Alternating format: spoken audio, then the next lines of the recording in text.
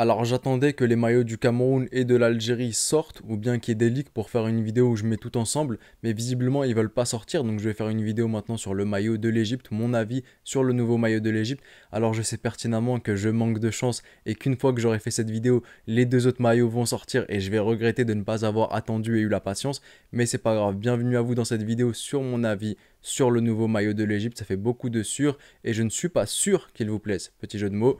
C'est parti. Et bien entendu, je pense pas avoir besoin de vous le dire, mais les goûts et les couleurs, ça ne se discute pas dans l'espace commentaire. Vous allez avoir des gens qui vont adorer le maillot, qui vont le trouver super beau, d'autres personnes qui vont le trouver moins beau, moins esthétique, moyen, et d'autres qui vont le trouver super beau. Et je vous mets maintenant le maillot de l'Égypte à l'écran. Alors visiblement, Puma, ils sont partis sur une base, que ce soit pour les maillots Puma africains ou même sud-américains et européens. Ils partent vraiment sur une base rétro. Je peux vous mettre tous les maillots là, comme vous voyez. Il y a le Maroc, le Sénégal, le Ghana, la Côte d'Ivoire, l'Uruguay. Et on voit donc qu'il y a vraiment un côté rétro qui est recherché et l'Égypte n'échappe pas à la règle. Si on part du fait que Puma voulait faire du rétro, de la remasterisation de maillot, alors là c'est un 10 sur 10. Ils ont bien appliqué la règle du rétro. Je le trouve très rétro. Je me vois même l'acheter une taille au-dessus et le rentrer dans mon short ou dans mon pantalon.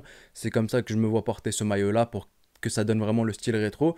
Maintenant, j'avais adoré chez la Côte d'Ivoire, le Sénégal ainsi que le Ghana, le fait que le col avait les couleurs du pays et aussi le bas de la manche. Ici, on a la même pour l'Égypte, on a le noir, le blanc, le rouge, les couleurs du drapeau et les couleurs du pays. On a de même aussi sur le manche, le bas du manche, le rouge, le blanc et le noir. Donc vraiment, j'adore. Après maintenant, il y a une petite chose que j'ai envie de dire, c'est que forcément, il y en a, vous allez trouver le maillot extrêmement moche.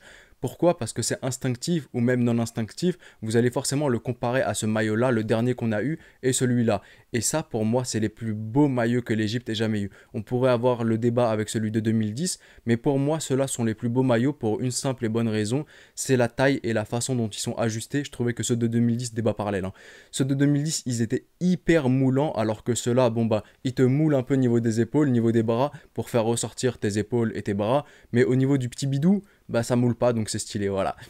Et qu'est-ce que je disais? C'est bon, je m'en rappelle. Je disais que inconsciemment ou même consciemment, vous allez le comparer à l'ancien maillot qui était une masterclass. Donc qu'importe le maillot qui allait venir après celui-là, il allait forcément être fade vu qu'on le compare. C'est comme si vous alliez manger des sushis chez un maître sushi et qu'ensuite vous reveniez à des sushis un peu plus abordables. Vous allez immédiatement sentir la différence. Les sushis qui sont abordables, ils sont bons, il n'y a pas de souci. Mais vu que vous avez goûté au meilleur truc chez un maître sushi venu tout droit du Japon et qu'un mec il a un bac plus 10 sur ça, forcément vous allez sentir que les autres, quand vous allez les goûter, ils sont un peu plus fades. Ce maillot-là, tout seul, si on ne prend pas en compte ce qu'il y a autour de lui, il est beau. Mais forcément, on va le comparer à l'ancien maillot, il va devenir moche. C'est un peu mon avis. Quand je le compare à l'ancien maillot, qui était une masterclass, forcément il est fade. Mais si je le prends vraiment tout seul, je me dis qu'il y a de l'idée et qu'il est plutôt pas mal que ça, au fait, le maillot. Et ensuite, pour les détails sur le maillot, il y a des traits, il y en a 7. 7 comme le nombre de Coupes d'Afrique des Nations remportées par l'Égypte.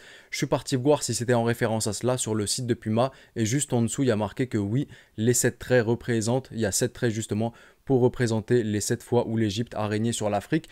Donc il y a de l'idée pour le coup, mais si je pouvais pousser le truc un peu plus loin, j'aurais préféré qu'au lieu de mettre des traits noirs comme ça, ils mettent peut-être des bandes de hiéroglyphes, 7 bandes de hiéroglyphes, ça ferait plus pharaonique et plus égyptien. C'est là où j'aurais aimé que l'idée soit poussée un peu plus loin, mais sinon bon, il y a de l'idée et ça peut passer. Ensuite à l'arrière du maillot, il y a marqué Masr. Pour le Sénégal, il y avait marqué Lion. Pour le Maroc, il y avait marqué Maghreb. Pour la Côte d'Ivoire, il y avait marqué éléphant. Donc je trouve que oui, bah ça c'est un peu comme tous les maillots. Est-ce qu'ils auraient pas dû pour le coup peut-être innover ou changer et mettre Pharaon à l'arrière? Mais moi ça me va très bien, c'est juste pour chipoter et essayer de trouver de l'innovation. Voilà un peu mon avis sur ce maillot. Dans l'ensemble, je le trouve plutôt beau.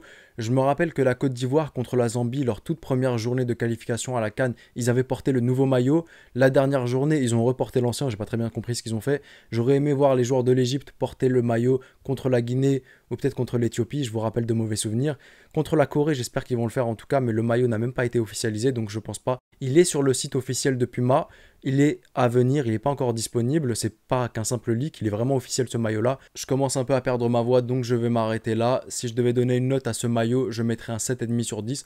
Je prends en compte le fait qu'il voulait faire quelque chose de rétro, et pour le coup, le côté rétro a été respecté, il n'y a aucun souci là-dessus.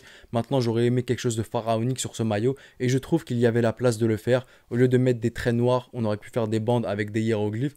ce serait mieux passé. Dites-moi vous dans l'espace commentaire qu'est-ce que vous en avez pensé de ce maillot. Je me ferai un plaisir d'avoir votre avis. C'était le petit pharaon, prenez soin de vous et de vos proches et je vous dis... Arrivederci.